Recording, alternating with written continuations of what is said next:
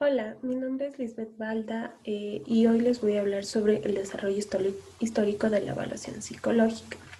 Ya, la evaluación psicológica es una disciplina científica que se dedica a lo que es explorar y analizar lo que es la conducta humana. Para esto existen pruebas psicológicas que se usan para eh, entrar más, ampliar el conocimiento de lo que son las fortalezas y debilidades de una persona, así como también nos ayuda a lo que es intervenir o realizar algún tipo de tratamientos. ¿Ya? Las primeras evaluaciones psicológicas, bueno, las primeras evaluaciones entran en el año 2200 antes de Cristo, donde habían funcionarios del gobierno que eran evaluados porque era petición del emperador para poder determinar competencias profesionales. Estas pruebas fueron ampliadas y compartidas en exámenes escritos durante lo que es la dinastía. También hubo lo que es el laboratorio experimental de Wundt, donde se analizaba más que todo que las personas no heredaban solo los rasgos de los padres, sino que también podían heredar comportamientos de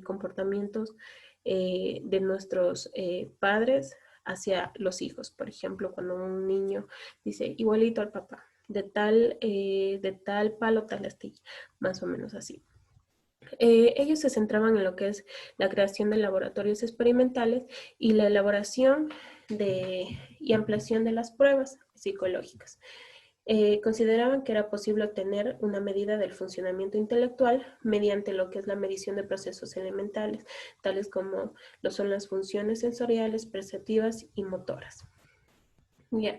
Lo que vamos a la edad moderna, en el siglo XX, Vines y Simon planteaban que la medición de la inteligencia debería ser abordada por lo que es procesos psicológicos o procesos psicológicos mentales superiores. La capacidad intelectual debería revelar lo que es el razonamiento, la imaginación y el juicio. ¿Ya? Esta escala de Binet-Simon fue la primera prueba realmente psicométrica de la historia de la psicología. Luego esta prueba fue revisada por lo que es la Universidad de Stanford y de ahí fue conocido como el test de Stanford-Binet. Ya, ahora vamos a hablar de lo que es el proceso de evaluación psicológica. Ya, este proceso de evaluación psicológica se trata de un procedimiento sujeto a ciertas reglas a través de la cual se lleva a cabo todo lo que es la evaluación. Ya, se requiere conocer lo que es el método hipotético deductivo y las variantes del mismo. También los dos términos metodológicos de lo que es la correlación y la experimentación. Esta evaluación psicológica al principio estuvo como más centrada en la búsqueda de las diferencias individuales, por lo que estaba más que todo la perspectiva correlacional, fue la que más tuvo relación aquí para poder encontrar las diferencias. Sin embargo, también se vienen a incorporar lo que es la evaluación conductual y otras corrientes. Y también lo que es la metodología experimental. Para Ballesteros y Corrobles realizaron lo que es un proceso de evaluación con 6 fases, lo que es la formulación y la evaluación del problema, la formulación de la hipótesis, selección de conductas clave y variables relevantes, tratamiento, recogida de datos pertinentes a la hipótesis, valoración de los resultados y el seguimiento. Por otro lado, Rodríguez González realiza también un modelo que en primer lugar está la información preliminar, la elaboración de hipótesis, el daño de la evaluación, el diseño de la evaluación, perdón, exploración, interpretación de procesamientos de los datos y comunicación de los resultados. Sin embargo, por el año 1980-1983, Ballesteros amplía lo que es el proceso. La amplía de 6 fases a 8 fases. Entonces, la primera fase es la recogida de la información, especificación de la demanda y del problema. ¿Ya? La segunda es la formulación de la hipótesis y deducción de enunciados verificables. La tercera es contrastación inicial de lo que es la hipótesis. Cuarto, resultados. 5, formulación de hipótesis funcionales. 6, tratamiento, recogida de los datos pertinentes de la hipótesis y aplicación del tratamiento. 7, valoración de los resultados. 8, resultados en sí. Y 9, ya viene a ser el seguimiento. Prácticamente aquí todos los planteamientos sobre el proceso de la evaluación psicológica existen unas fases que son comunes. Las frases principales que debe realizar el psicólogo son las tareas evaluativas, la formulación de lo que es la hipótesis y la comunicación de resultados e informe. Por otro lado, tenemos también lo que son alcances y limitaciones de la evaluación psicológica. Se debe tomar en cuenta que para realizar una evaluación psicológica, la persona encargada tiene que tener experiencia, habilidad, el conocimiento para poder interpretar las pruebas que se requieren. ¿Ya? Tiene que tener una fluidez para interpretar lo obtenido de las pruebas. Estas pruebas cabe recalcar que se realizan, por ejemplo, para que una persona entre a algún trabajo. Estas evaluaciones tienen que ser sumamente con ética, o sea, no utilizarlo más bien para tal vez dañar a la persona o hacer datos falsos, para hacer algún tipo de burlas, sino para más que todo utilizarlo profesionalmente, ¿ya?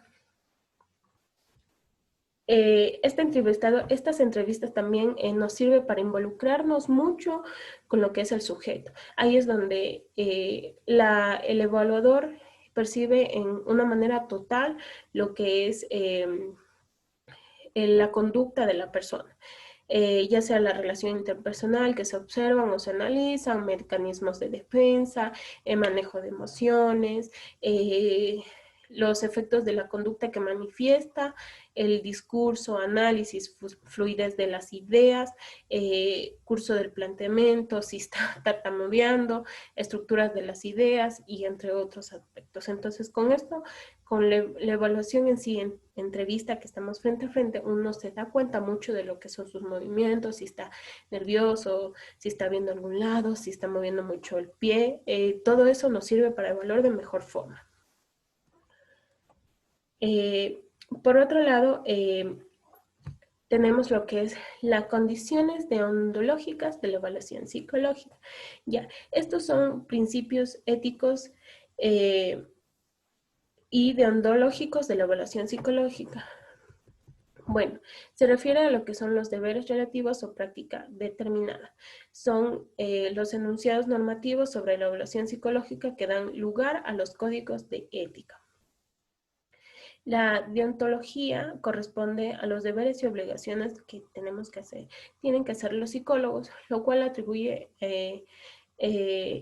da atributos y valores como integridad, capacitación, respeto por los derechos, dignidad de la persona, responsabilidad profesional y científica, deberes relacionados con la docencia, investigación y declaraciones públicas.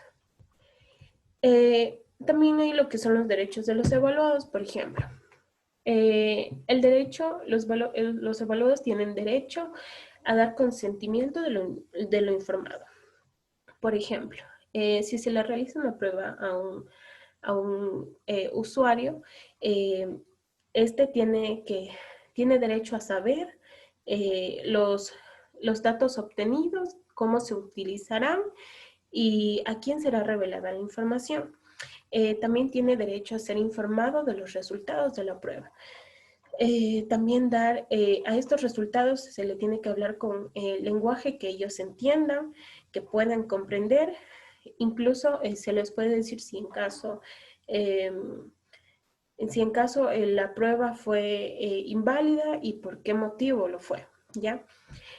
También los evaluados tienen derecho a lo que es la privacidad y la confidencialidad. el psicólogo tiene deber legal y ético de mantener como confidenciales las conversaciones entre él y lo que es entre el psicólogo y el usuario, ya que no puede, o sea, él elige si se puede revelar a un tercero o no, o qué informaciones. También él puede clasificar qué se puede decir a un tercero y qué no. De la misma manera, el, el evaluador tiene que evitar etiquetas que devalúen la condición mental del cliente, aun cuando estas designaciones aparezcan en lo que es una prueba o un manual de la misma prueba. Bueno, todos estos derechos están válidos, pero se llegan a invalidar cuando una persona está en peligro. La vida de una persona está en peligro, ya sea de él mismo o una tercera persona. ¿Ya? Ahora vamos a hablar de lo que son los test proyectivos y psicométricos. ¿Ya? Estas pruebas han aumentado significativamente en las últimas décadas y para lo que son las encuestas para la psicología. Estos recursos ayudarán a obtener información valiosa para pacientes, fuerza laboral o estudio de investigación. Las pruebas proyectivas, psicológicas proyectivas, es un examen que se emplea con estímulos ambiguos, como son la mancha de tinta, imágenes enigmáticas para estimular respuestas, para revelar unas facetas de lo que es la personalidad, a partir de la proyección de actitudes internas, rasgos y patrones de comportamiento sobre estímulos externos, ¿ya? Estas pruebas son utilizadas como con menos frecuencia por la fiabilidad. Depende de una serie de factores como el grado que pueden alcanzar a lo que es las interpretaciones individuales de cada psicólogo o evaluador. Bueno, estas están respaldadas por evaluaciones de personalidad de otras fuentes. Entonces, ¿qué son las pruebas psicológicas psicométricas? Estas surgen como una herramienta estandarizada que se utiliza para mostrar los índices en lo que es un rasgo o comportamiento, en los que los individuos se encuentran en función de los resultados normales, es decir, que tienen una tendencia central. Estas pruebas tienen que ser utilizadas por los que son especialistas en la contratación, por ejemplo, de empleados con el objetivo de evaluar lo que es el desempeño de un candidato. Esto incluye sus habilidades, conocimientos, rasgos de personalidad, su potencial laboral y su potencial académico. También los analistas del mercado utilizan las pruebas psicológicas psicométricas para determinar preferencias de las personas en cuanto a lo que son ya sea productos o marcas. ¿Ya? Por lo general, estas pruebas psicométricas se aplican de forma individual o en grupos.